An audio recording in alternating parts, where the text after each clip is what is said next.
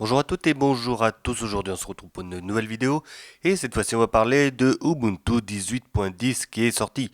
Voilà, donc du coup, c'est sorti il n'y a pas longtemps, on va dire c'était hier ou avant-hier. Et du coup, voilà, j'ai récupéré, alors pas Ubuntu même, mais Ubuntu avec XFCE, donc Xubuntu ou Xubuntu, c'est vous qui voyez comment vous le dites.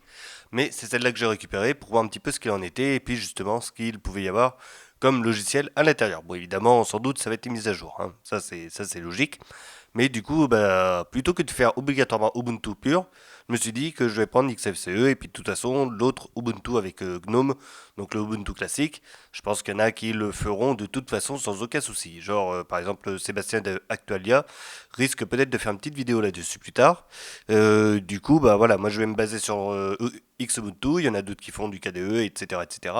Et du coup, bah à vous de voir après par la suite ce que vous voulez en vidéo. Donc, pour cette partie-là, donc avec XFCE, du coup, on se retrouve avec ça comme page de login. Donc là, je vais mettre le mot de passe, bien évidemment. Enfin, si ça veut bien rentrer. Voilà. Donc ici, bah, comme d'habitude, ça ne change pas. On a l'heure, la date et tout ce qu'il faut. Et puis là, bah, j'ai plus qu'à me connecter et après à attendre que ça arrive.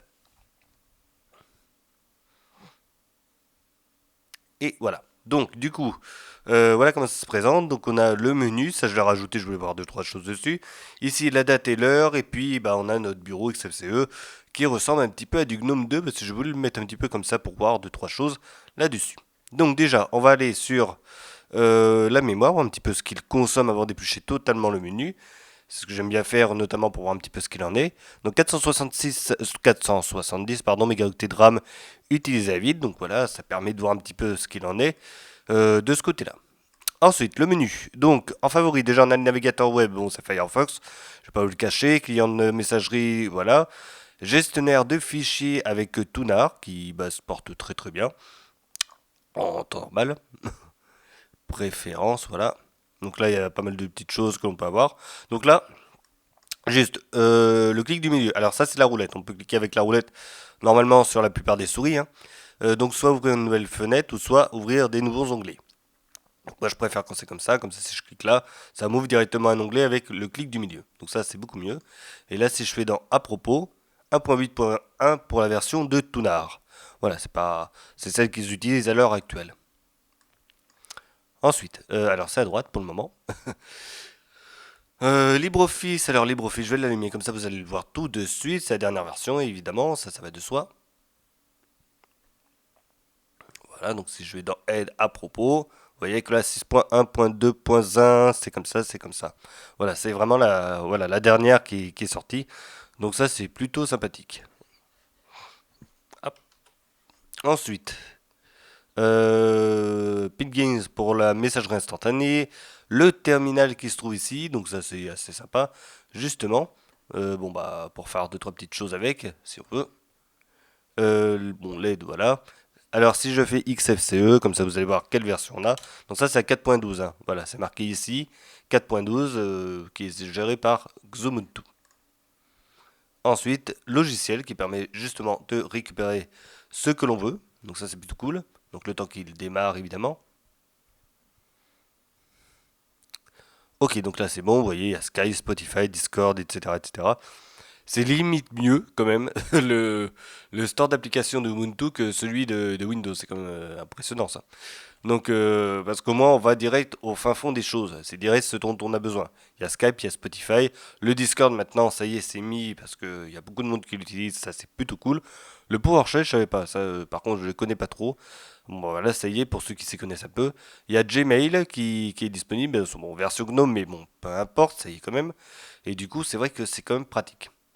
Si je vais dans audio vidéo, boum, ici, bon bah Spotify toujours ici, le temps que ça charge, voilà. Qu'est-ce qu'il me fait toi? Hop là. Si je vais sur VSC, voilà, donc VSC, vous voyez, alors c'est à 3.0.4 qu'il est possible d'avoir. Donc comme quoi, voilà, ce qui est bien, c'est que franchement, on a vraiment les dernières nouveautés. De toute façon, c'est plutôt cool. C'est pareil si je vais sur la partie infographisme, donc ici, et que je vais sur GIMP.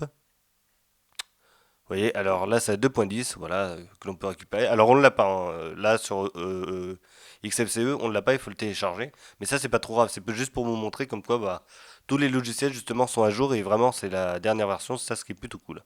Voilà. Bon, ça c'est vu à peu près. Navigateur web, je l'ai pas montré, donc comme j'ai dit, c'est Mozilla, de le temps qu'il démarre évidemment. Ça parce qu'à chaque fois c'est assez long. Voilà.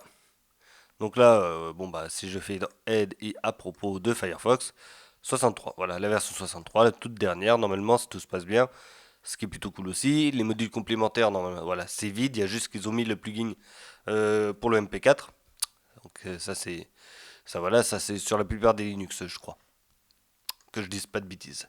Maintenant, si je vais ailleurs, donc la calculette, une petite calculette toute simple, toute basique. C'est marqué Mate, mais bon, on s'en fout un petit peu. De toute façon, une calculette, c'est toujours à peu près la même chose, de toute façon. L'heure, bon bah l'orage, ça c'est bien. Mousepad, de quoi écrire. Voilà, donc, rien de bien folichon de toute façon. À propos, voilà, 0.4. De toute façon, c'est juste pour écrire, donc il n'y a pas grand chose à dire là-dessus. Bureautique, on a vu tout à l'heure, bon bah LibreOffice, hein, ça prend tout. Vous avez vu quelle version c'était, on va pas y revenir de toute façon. Visionneuse et PDF, l'éducation c'est toujours du LibreOffice. Ici, si je vais dans infographie justement, donc comme je disais, il n'y a pas GIMP, mais ça c'est pas trop grave, hein, on a juste à le récupérer et puis c'est fait. Visionneuse d'images et puis de quoi scanner, donc ça c'est cool. Là pour Internet, on a Thunderbird pour la messagerie. Voilà, transmission pour récupérer quelques fichiers en partage. Quelques jeux, si on a envie. Donc voilà. Multimédia, c'est très basique aussi. On a un lecteur multimédia qui se trouve là, de quoi graver les CD, les DVD et un truc pour gérer l'audio. Donc je vais aller dessus. Voilà, comme vous pouvez le voir. De toute façon, chaque ordinateur a toujours la même chose, hein. Ça, voilà. Ça ne change absolument pas. Ensuite, les paramètres. Bon, bah, on va y aller après, de toute façon. Et ici, bon, bah, gestionnaire des tâches, c'est ce qu'on a à droite ici. Là, ça monte un petit peu la RAM. Mais bon, ça va encore. Il y a pire. Donc, ici, si je vais dans les paramètres. Alors déjà, sur le snapping des fenêtres. Alors le snapping des fenêtres, ça c'est un nouveau nom. Ça y est, ils l'ont laissé en anglais. Mais c'est ce genre de choses. C'est le fait que je puisse, voilà, mettre les fenêtres en grand. Donc ça c'est intéressant. Alors, je sais pas ce qu'il me fait lui. Il y a du mal. Voilà. Là. Voilà, vous voyez, on peut le mettre en bas, en haut, exactement comme sur Windows depuis Windows 8. Voilà. Le fait de pouvoir avoir les fenêtres soit quatre fenêtres bien gérées, une fenêtre à droite, une fenêtre à gauche, ou tout simplement cette version-là, j'agrandis tout et c'est bon, on a tout en plein écran. Voilà. Donc revenons à notre sujet, donc du coup les paramètres, donc ça reste du basique de toute façon, hein. Ça, il y a tout ce qui gère un petit peu l'apparence et les trucs qui se font sur le système, donc notifications, etc., etc. Prise en charge de la langue, donc là c'est vrai qu'on est comme sur Ubuntu, en général on n'est pas trop embêté là-dessus. Donc on va le laisser faire sa petite sauce. Ah bah il y a deux trois choses à installer en plus. Bon bah écoute, installer. Mais c'est toujours bien d'y aller justement pour voilà mettre finaliser entre guillemets les derniers ajustements au niveau de la langue. Voilà. Donc là, il est en train de récupérer les trucs en anglais, donc bon, ça va encore, c'est pas trop grave. Mais bon, ce qui est bien, c'est que justement, on a les dictionnaires, que ce soit en anglais ou en français, et du coup, pour écrire, si on écrit en anglais, on demande de l'anglais, puis si on écrit en français, bah, déjà de base, c'est c'est en français. Donc, c'est juste si on écrit en anglais, on dit que c'est bien en anglais, et du coup, il rechange le dictionnaire et ça passe. Ici en bas, bon bah tout ce qui est matériel avec gestion d'alimentation, pilote additionnel, ça c'est pour les cartes graphiques, tout ce que vous voulez. Donc ça, si vous voulez faire des jeux, c'est pratique. Pareil, souris, pavé tactile, bah le trackpad et tout ça, vous pouvez le gérer ici. Donc ça c'est plutôt cool. Bon bah moi j'ai pas de trackpad, hein, mais du coup voilà, il y a des choses de disponibles ici. Et ça s'ajuste en fonction de ce que l'on a comme trackpad. Et puis le reste, bon bah gestionnaire de mise à jour, l'IDEM, bon bah je vais aller dessus. Voilà, comme ça, vous pouvez voir. Là, je peux gérer un petit peu le thème, etc., etc. Donc là, je l'ai laissé. Ça, c'est plutôt cool. De ce côté-là. Voilà, panneau. Bon, après, il faut s'y connaître un tout petit peu quand même, hein, parce que là, voilà, c'est vraiment pour toucher des paramètres importants quand même, hein. C'est ce qui gère un petit peu le démarrage, des choses comme ça, justement, sur la page de session. Donc là, on a la session et démarrage ici. Écran de démarrage, voilà, on a tout bête. Donc là, je vais laisser vide. démarrage automatique, donc là je peux ajouter ou pas des choses. Donc ça c'est pareil. Si vous n'avez pas le Bluetooth, vous le désactivez par exemple, ça c'est sympa aussi. Mais bon en général ça gêne pas, hein. Voilà. Pareil, je peux charger des petites choses en plus. KDE, bon bah voilà, on peut charger aussi. Enfin si on a des choses qui viennent de KDE. Voilà, donc je crois qu'on a fait à peu près le tour. Donc là c'est pareil, si je vais dans l'apparence, hein, je peux gérer un petit peu. Euh, Bah il n'y en a pas 36 000 des trucs. Voilà, vous voyez, hop. Là ça change, voilà. Adoita, hop. Donc là je vais revenir sur Greybird. Pareil pour les icônes, bon bah là on a des icônes toutes basiques, hein. Du coup c'est devenu jaune. On enlève du coup les icônes bleues, verts, tout ça. Ça reste que sur du jaune et après si on veut on va en récupérer sur internet et on les installe. Voilà. Ça c'est ce qui est pratique quand même, en général. Gestionnaire des fenêtres c'est pareil, bon bah là on reste sur des trucs totalement basiques. Donc là c'est un peu plus gros, là si on est sur un écran tactile c'est pratique. D'Aloha, enfin ça reste du basique hein, de toute façon. Comme ça vous voyez, mix, etc. On retourne sur le truc basique. C'était celui-là. Pareil là je peux changer hein, si je veux les mettre à gauche et les... Si je veux mettre des boutons à gauche, je peux, hein. Voilà, hop, ça c'est fait. Paf, bah les boutons sont là, c'est bien ça. Donc hop, je sais plus comment ils font. Voilà. Et du coup, on est tranquille. Voilà. Mais ça c'est vraiment vous voulez avoir un petit peu un style Mac, quoi que ce soit. Ça peut être cool aussi, ça peut être marrant. Donc après, c'est vrai que ces boutons-là, ça fait bizarre dessus comme ça. Mais bon, après, bon gré mal gré, bon, j'ai vu que tout n'était pas rentré dans l'ordre, mais du coup, c'est plutôt sympa. Donc ça, je vais le remettre ici, s'il te plaît. Reviens là. Voilà, c'est bon, c'est bon. Ah, bah, c'est un petit bug d'affichage quand même là. Voilà. Du coup, je crois que j'ai fait à peu près le tour. Il manque plus qu'à voir un petit peu les paramètres du bureau, parce que du coup, bah, si on a envie de changer d'écran, c'est toujours bien de voir ce qu'il y a. Donc bon bah on a surtout de l'abstrait, hein. On a deux trois photos. Alors je vais me mettre ici. Alors là si vous voulez voir un petit peu.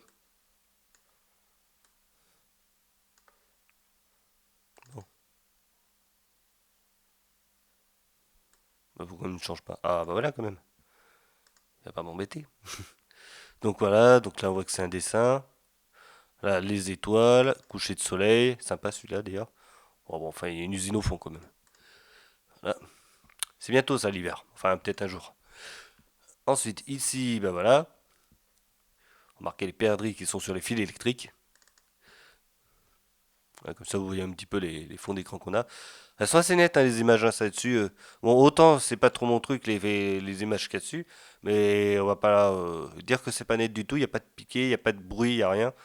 Franchement, c'est pas mal. Voilà. Donc, non, faut être honnête là-dessus quand même, hein. C'est vachement net. Là, si je reprends la version en pleine nuit, wow, c'est quand même net. Voilà, il n'y a pas de souci là-dessus. Ce coucher de soleil, nickel, aucun point, aucun bruit, rien du tout. Enfin, je peux vous le dire parce que je suis comme proche de l'écran, évidemment. Honnêtement, c'est très clair, hein, c'est super. Voilà. Donc là, il faut aller chercher. Ouais, éventuellement, là, si on veut vraiment titiller un peu, mais honnêtement, l'image elle est très nette, hein. Il n'y a pas de souci là-dessus, c'est bien lissé. Voilà. Sur un autre système d'exploitation, j'avais testé, alors je sais plus quel que c'est, je crois que c'était PopOS d'ailleurs, que j'avais pas trop aimé. Mais c'est vrai que les fonds d'écran, il y avait beaucoup de bruit dedans, donc c'était un peu dommage. Alors là, avec le flou, là, comme ça, le flou, il est un peu bruité. Mais bon, voilà, ce serait vraiment la seule photo, hein, parce que sinon, autrement, tout le reste, c'est nickel, hein. Voilà. Bon, voilà pour ce qui est un petit peu des fonds d'écran. Bon, ça casse pas non plus trois pattes à un canard, hein, tout ça, mais en attendant, on a quelques petites choses. Et après, de toute façon, on va sur Internet, on va récupérer tout ça. Voilà. Donc du coup, je crois que j'ai fait à peu près le tour. Alors ça, cette histoire-là, je vais vous montrer ça tout de suite. Hop là, voilà, bah, ça y est. Extension, application, app menu. Voilà. Donc, c'est ce que j'ai récupéré, que j'ai téléchargé, que j'ai mis. Je voulais voir deux, trois choses. Et du coup, j'ai fait la vidéo avec ça déjà actif. Voilà, parce qu'à la base, ça y est pas, hein. Faut savoir que si vous prenez XFCE, si je fais ça, toute cette partie-là se retrouve dans la fenêtre, hein, normalement. Il n'y a pas de souci là-dessus. Et puis, il n'y a rien ici. Les boutons de la fenêtre se retrouvent là-haut. Voilà. Donc, je vous le dis parce que du coup, là, entre guillemets, parce que j'ai pas trop changé le thème, mais un style de thème. Voilà, un style. Voilà, on aime, on n'aime pas. Mais en attendant, sachez que voilà, du coup, j'ai voulu voir si c'était possible. Et sur cette version-là, pour ceux qui veulent absolument l'application App Menu, donc je vais aller vous montrer ça tout de suite. Et ben c'est possible. Voilà. Donc j'ai le temps d'allumer Firefox, d'aller dans l'historique. Il est où l'historique? Quelque part. Voilà, c'est là. Donc du coup, App Menu, c'est sûr, c'est sûr.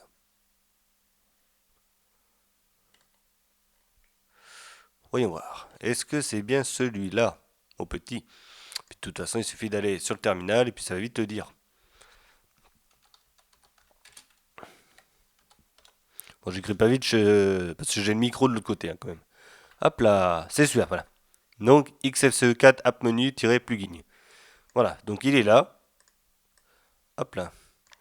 Donc vous allez justement récupérer ce petit truc. apt-get install xfce4-app menu-plugin. Et puis c'est bon. Et puis après, bon, bah, il y a aussi la possibilité de désactiver l'affichage classique. Donc jusque là, voilà. Après, bon bah à vous de voir, vous pouvez récupérer un petit dock, vous le mettez en bas ou tout simplement vous faites comme moi, vous mettez un nouveau dock, pas un nouveau dock mais un tableau de bord pour pouvoir y poser les fenêtres qui étaient à la base là-haut. Voilà, donc jusque là, rien de bien méchant, vous en ajoutez un et puis bah du coup ça fait vraiment du GNOME 2 à la classique. Élément, c'est un bouton des fenêtres, c'est le seul truc que j'ai rajouté dessus et puis voilà. Après, je m'en fous un petit peu, c'était juste pour essayer. Et du coup, si vous êtes curieux et que vous voulez savoir comment ça marche, eh ben sachez que voilà, c'est possible. Il suffit d'aller récupérer XFCE4 plugin app menu, voilà, ou inverse, app menu plugin.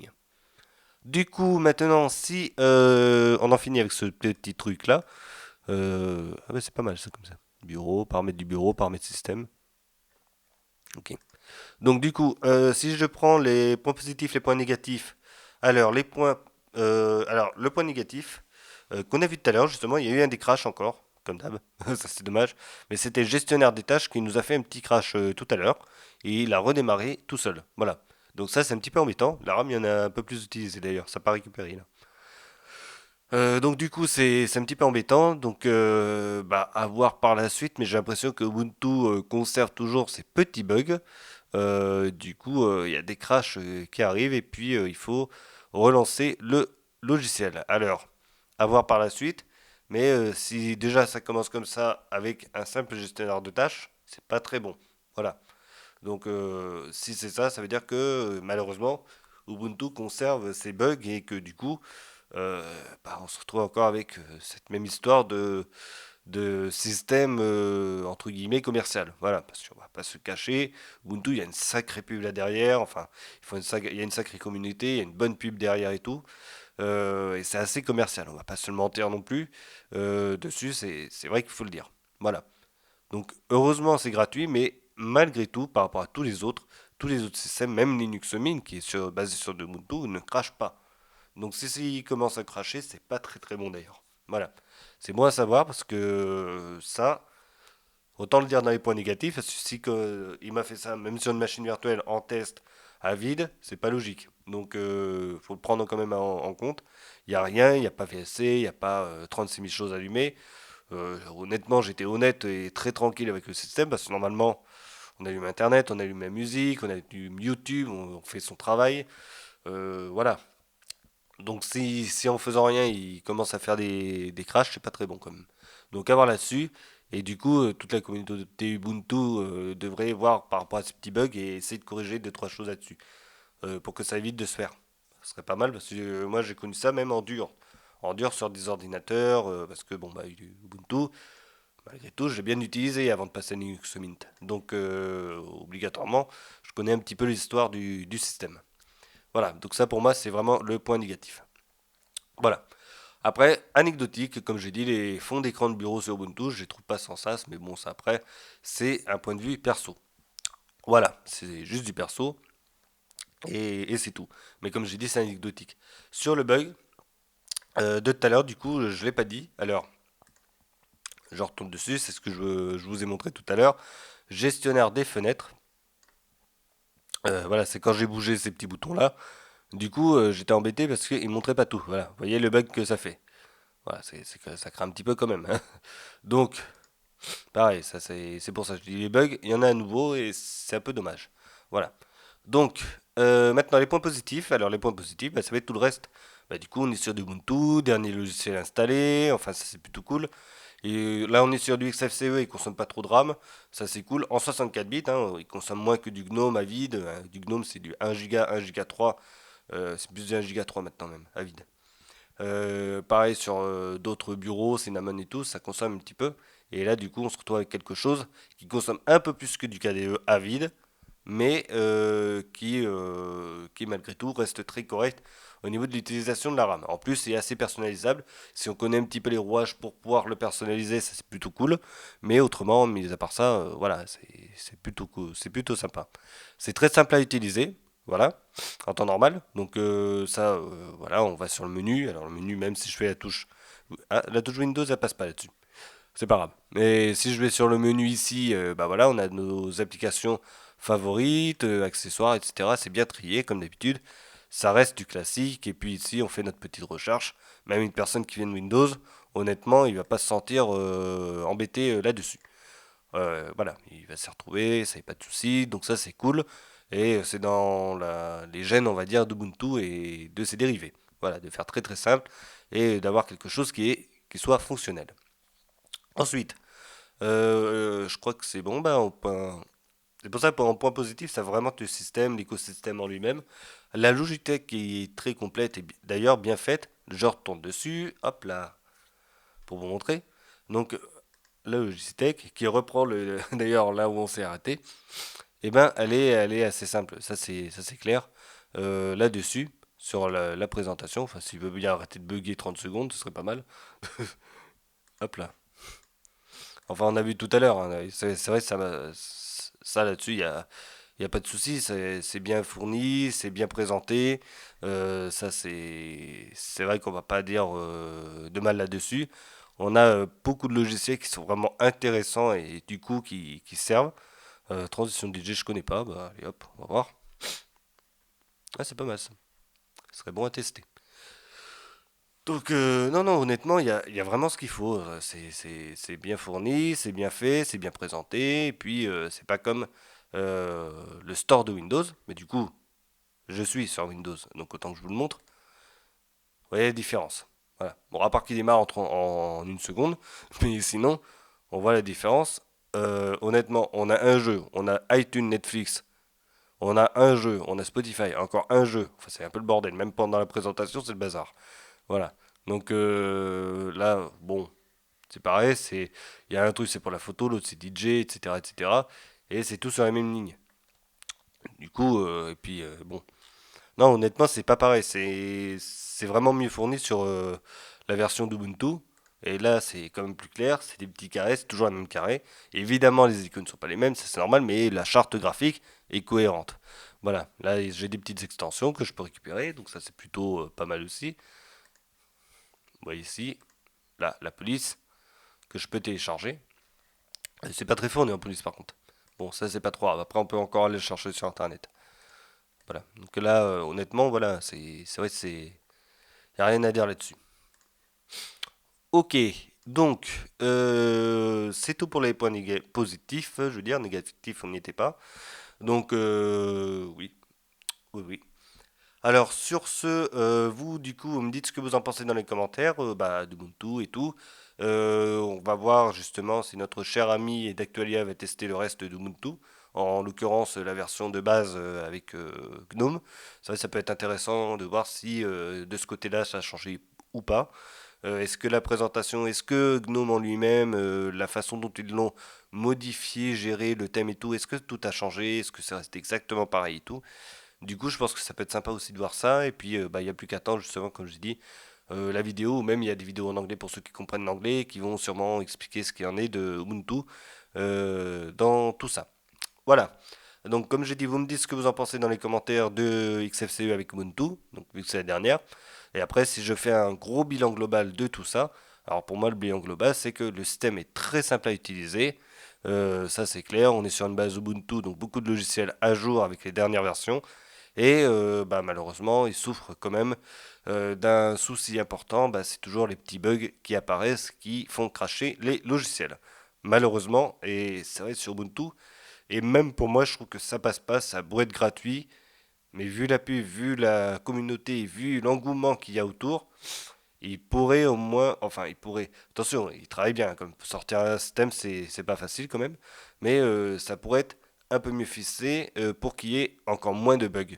Sachant que de toute façon, voilà, le système, il y a une sacrée communauté, une sacrée référence. À la gendarmerie française, il y en a beaucoup de PC sous Ubuntu, classique celui-là. Donc il faut savoir, à l'époque où il y avait encore Unity, c'est vrai que énormément d'ordinateurs fonctionnaient avec Ubuntu Unity à la police française, la gendarmerie française. Donc autant dire que c'est pas rien, c'est quand même un sacré système et malgré tout, il y a énormément de distributions qui tournent et qui gravitent autour de ça et autour de Debian. Voilà, allez, on se retrouvera pour une prochaine vidéo et en attendant, je souhaite de bien vous porter et à la prochaine tout le monde, profitez de cette fin de week-end douce et chaleureuse au niveau du soleil. Salut!